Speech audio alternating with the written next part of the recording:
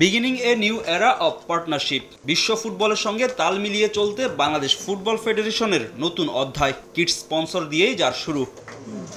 প্রথমে বিদেশি প্রতিষ্ঠানের কথা বললেও শেষ পর্যন্ত দেশীয় প্রতিষ্ঠানকে সুযোগ করে দিয়েছে বাফুফে।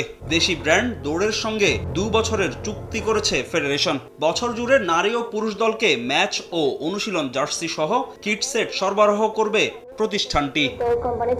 ফিফার গাইডলাইন মেনে জার্সি প্রস্তুত করবে কিট স্পন্সর প্রতিষ্ঠান।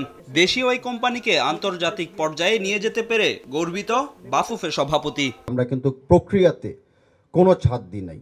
জার্সিটাকে অল ওয়েদারে, যদিও বৃষ্টি এখনো পড়ে নাই, বাট বিভিন্ন ক্লাইমেটিক কন্ডিশনে, বিভিন্ন ইন্টেন্সিটিতে, বিভিন্ন ওয়াশের ভিতরে আমরা কিন্তু চেক করেছি। আর বিশেষ করে আমাদের এক্সিকিউটিভ কমিটির উদ্দেশ্য কিন্তু ছিল একটা বড় জিনিস, যে বাংলাদেশের নাম এখন পৃথিবীতে আমরা ছড়িয়ে দিব।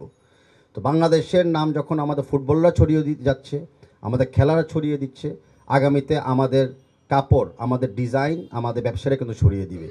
তো সেটার একটা বড় অংশ অবদান ফুটবল ফেডারেশন রাখতে যাচ্ছে। বিগত বছরের হিসেব অনুযায়ী দৌড়ের সঙ্গে চুক্তি করায় বাফুফের ব্যয় কমবে প্রায় 1 কোটি টাকা। বিনিময়ে লাল সবুজ জার্সিতে থাকবে দৌড়ের লোগো।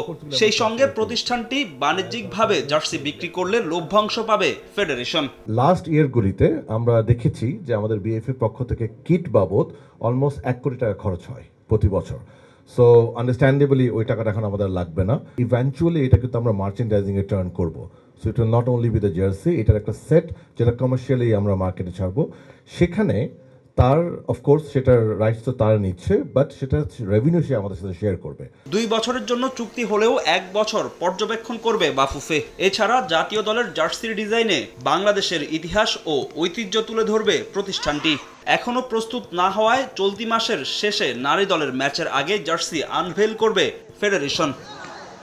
ফাহিম ইসলাম, সময় সংবাদ, ঢাকা।